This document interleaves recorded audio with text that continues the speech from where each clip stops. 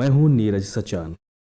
आज आपकी भेंट करवा रहा हूं एक ऐसे व्यक्तित्व से जिसने इंटर कॉलेज में प्रधानाचार्य की नौकरी छोड़कर किसानों को जागरूक करने का कार्य किया। उन्हें शिक्षित करने के लिए किसान विद्यालय की स्थापना की। उस व्यक्तित्व का नाम है केदारनाथ सचान।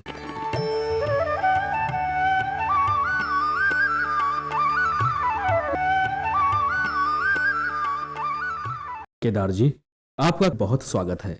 धन्यवाद। अवसर देने के लिए आपको बहुत बहुत धन्यवाद और किसानों की बात को बीच में लाने के लिए साधुवाद। केदार जी, आपके मन में किसानों को जागरूक करने का विचार कैसे आया?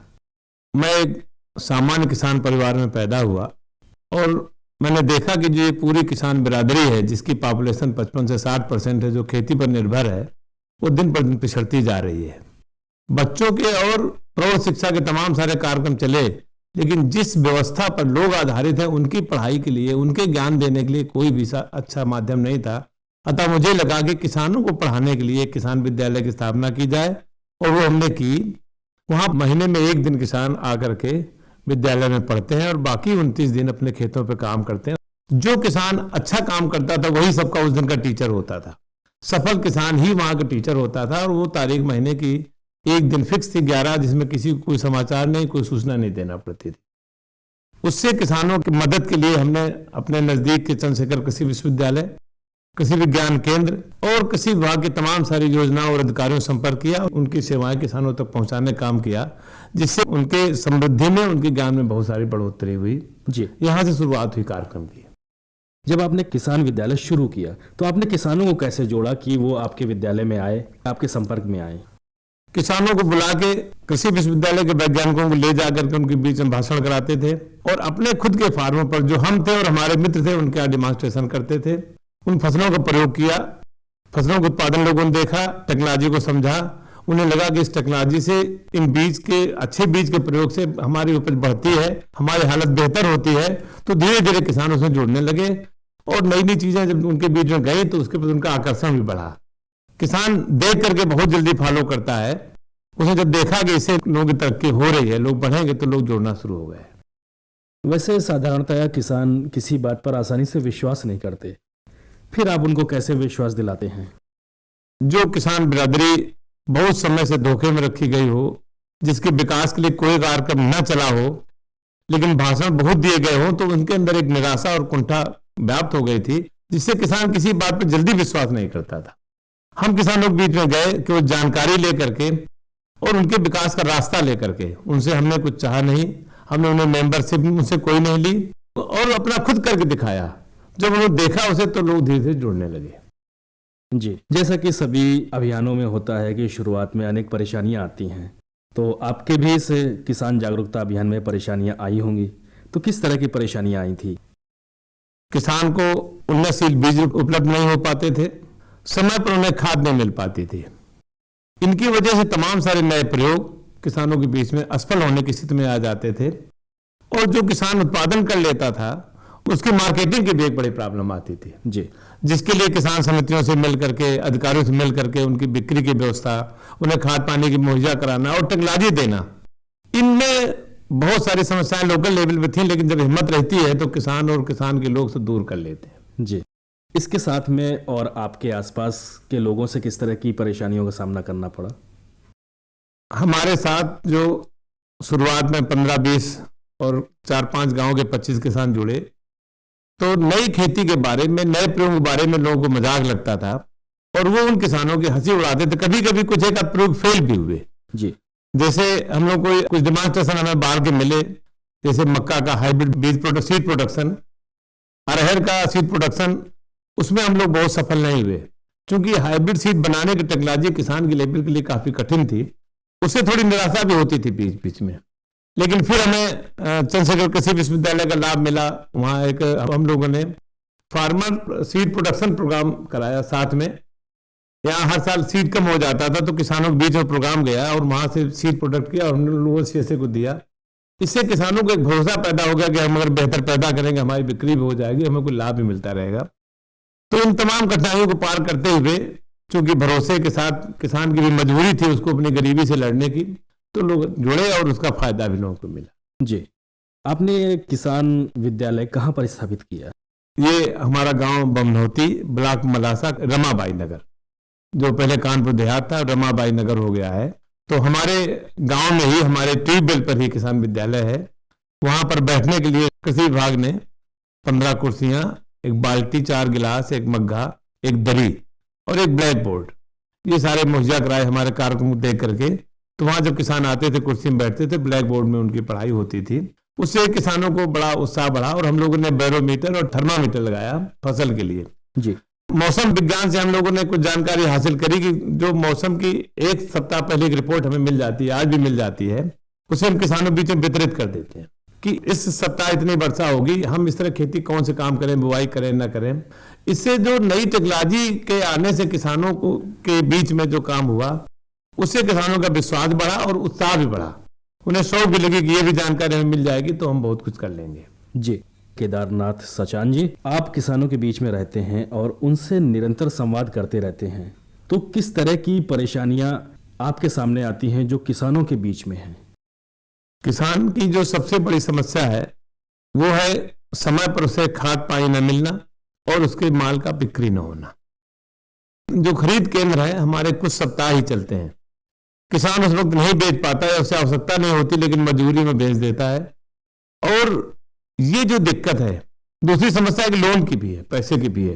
जो किसान क्रेडिट कार्ड बनता है उसकी अवधि 6 महीना होती है और फसल अगर नहीं बन पाई तो वो पैसा हमें जमा करना होता है ब्याज के, जो एक दिक्कत का सामना हो जाता है। जी। तो किसान क्रेडिट कार्ड में एक दूसरे जो किसानों को भय रहता है लोन लेने में कि हम देते तो फसली लोन है लेकिन बंधक पूरी खेती कर लेते हैं। जी।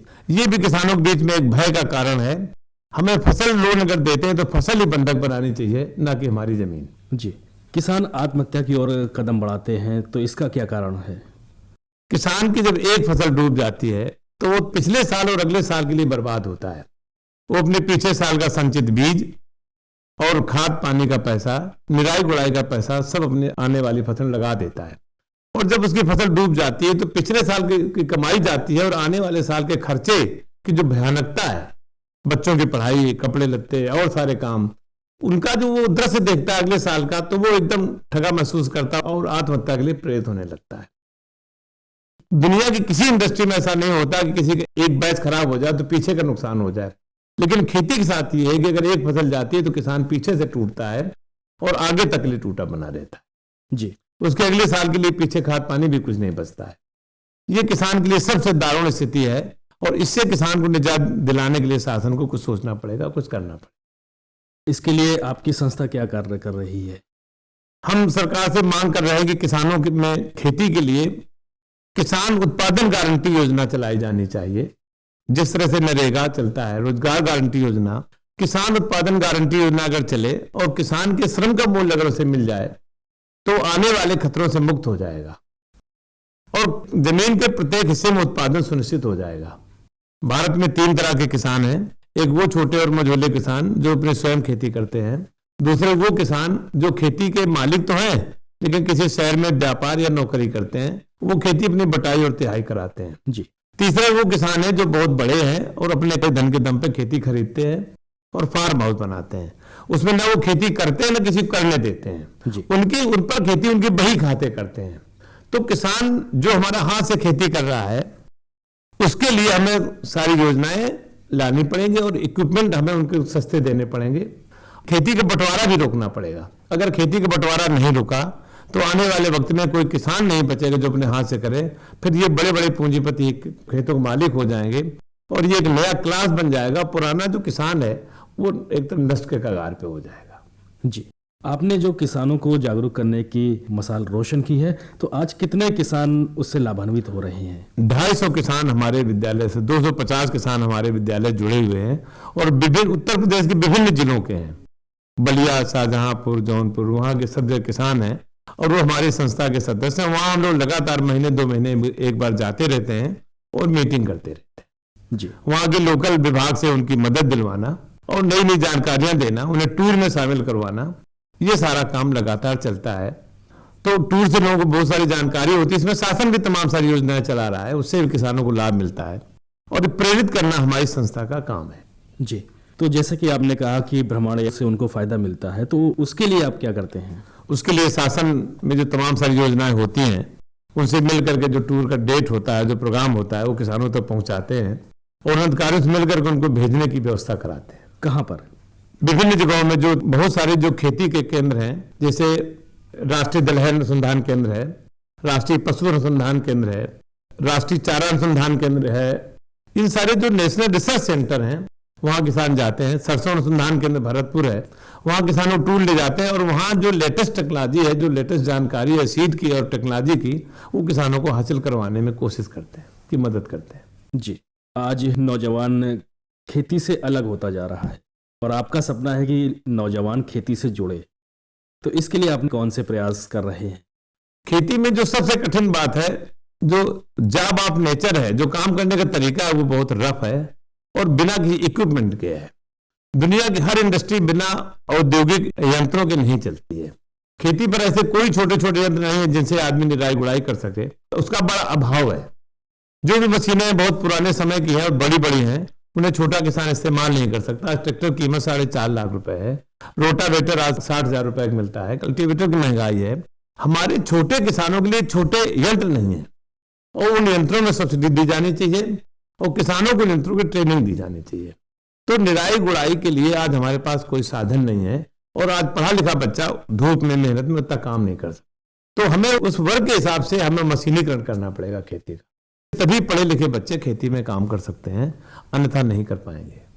जी, आप किसानों को जागरूक करने के साथ साथ बाल विज्ञान कांग्रेस के जिला समन्वयक भी हैं। हम कानपुर देहात रमाबाई नगर के कोऑर्डिनेटर हैं बाल विज्ञान कांग्रेस के। और बाल विज्ञान कांग्रेस में हमने 2008 और 2009 और 10 से कृषि पर आधारित सारे कार्यक्रम अपने जिले में और प्रदेश में करवाने की पहल करी। कृषि की उर्वरता बरकरार रहे, इस पर बहुत सारे प्रयोग हो रहे हैं। साइंस कांग्रेस इस पर लगी हुई है कि मिट्टी का स्वास्थ्य कैसे बने, और अगर मिट्टी का स्वास्थ्य नहीं बना तो हमारी खेती की बेसिक बुनियाद चीज कमजोर हो जाएगी। इस पर हम बाल विज्ञान कांग्रेस के सहारे ये काम कर रहे हैं और बच्चों के लिए निरंतर प्रयोग करवा रहे हैं। जी, तो इसमें किस तरह से आप बच्चों को जोड़ते हैं? इसमें 2 तरह के प्रोग्राम होते हैं, एक 7 साल से 11 साल तक के बच्चे और एक 11 से 15 साल तक के बच्चे, माने एक हाई स्कूल के नीचे और एक हाई स्कूल के ऊपर के बच्चे। जी, उनमें हम जो विद्यालय हैं वहाँ के टीचर को बाल विज्ञान कांग्रेस से ट्रेनिंग दिलवाते हैं। ट्रेनिंग के बाद कैसे प्रोजेक्ट बनेगा, कैसे काम करेंगे, कैसे वो परीक्षण और अन्वेषण करते हैं। मुख्य काम है बाल विज्ञान कांग्रेस का परीक्षण और अन्वेषण। तो बच्चे देखते हैं कि जहाँ पानी का क्या प्रभाव पड़ रहा है, हमारी खाद्य कमी के क्या रिजल्ट आ रहे हैं, केचुआ जमीन से खत्म हो रहा है उसके क्या प्रभाव आ रहे हैं। तो जो कृषि के साथ वैज्ञानिक प्रयोग हैं वो बच्चे अपने स्कूल में अपने क्षेत्र में करके देखते हैं। उनके लिए बाल विज्ञान की तरफ से एक टीचर नियुक्त होता है जो उनके प्रोजेक्ट को लगातार देखता है और वो फिर जिले लेवल, प्रदेश लेवल और नेशनल लेवल पे वो प्रोग्राम होते हैं और बच्चों के मिलान किए जाते हैं। तो इस समय सारे बच्चों के प्रोग्राम एग्रीकल्चर बेस है, जमीन के स्वास्थ्य के बारे में और वातावरण का क्या प्रभाव फसलों पर पड़ रहा है, पानी का, दूषित हवाओं का, जहाँ कार्बन डाइऑक्साइड ज्यादा है वहाँ। तो ये जो प्रयोग हो रहे हैं ये किसान के लिए बड़े लाभकारी हैं और ये बाल विज्ञान कांग्रेस के मार्फत से हो रहे हैं। जी, केदार जी, आपको घर से कितना सहयोग मिला इस कार्य के लिए? समाज के किसी भी ज्यादा काम के लिए अगर घर के लोग बहुत समझदार नहीं है तो कम ही सहयोग सबको मिलता है। और हमें भी उसी तरह से नौकरी छोड़ने के बाद घर वालों को निराशा हुई कि इस काम में आप क्यों लगे हैं, लेकिन हमारा अपना सादा जीवन, कम खर्चे का जीवन, मुझे लगा कि हम अपने अलावा समाज के लिए बेहतर काम कर सकेंगे। हमारे कुछ घर वालों ने सहयोग भी किया, बच्चों ने पढ़ाई लिखाई की। उनसे हम कहते थे भाई तुम लोग अपना पढ़ो लिखो, हमारी उम्मीदें छोड़ दो।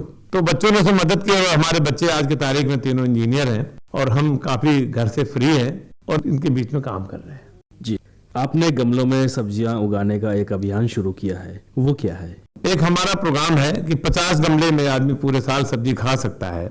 उसके लिए हमारे पास पूरा लिटरेचर उपलब्ध है, किस महीने में कौन सी सब्जी बोएंगे, उसकी कितनी लाइफ है, इसके बाद उस गमले में आप क्या डाल देंगे और वो सब्जियां लगातार आप पूरे साल खाते रहेंगे। जो सबसे बड़ा प्रयोग हमारा हुआ वो ये हुआ कि जो बर्तन धोने का जूठन होता है वो पौधों की बहुत अच्छी खाद है और जो बर्तन धोने के बाद, जो अपने खाने थाली धोने के बाद जो उसका पानी है वो जब आप गमलों में डालते हैं तो बायो फर्टिलाइजर के लिए बहुत अच्छा उपयोगी होता है और उससे भी बहुत अच्छी फसलें होती हैं।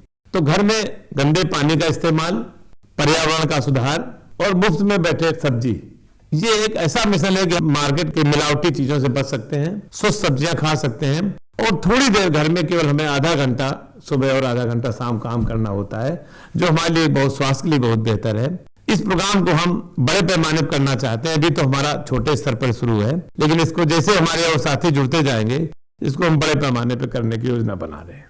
जी केदार जी, हमारे जो श्रोता इस प्रोग्राम को सुन रहे हैं, अगर वो कोई जागरूकता अभियान चलाते हैं या उनके मन में कोई ऐसा विचार आ रहा है कि समाज को जागरूक किया जाए, तो वो क्या करें? सबसे बड़ी बात तो समझना यह है लोगों को कि हम जिस भी तरह से खेती कर रहे हैं, जो भी काम कर रहे हैं, उसमें वांछित रिजल्ट अगर हमें नहीं मिल रहा है तो हमें उसके तौर तरीकों को कहीं न कहीं बदलने के बारे में सोचना चाहिए। और वो बदलाव उनके खुद के खेत, उनके खुद के प्रयोग और उनके खुद के काम हो सकते हैं। वो अपने स्तर पर देखें, अपने पास में, अपने खेती में, कि हम और बेहतर किस तरह से कर सकते हैं। और जो भी मन में उनके विचार आवे, उसके बारे में जानकारी हासिल करें। उसके लिए हम लोग सदैव उनके साथ तैयार हैं और नजदीक के कृषि विज्ञान केंद्रों से मदद लें, वैज्ञानिकों से मदद लें, और हमारा संस्थान उन्हें हर वक्त मोबाइल पर सलाह देने के लिए तैयार रहता है।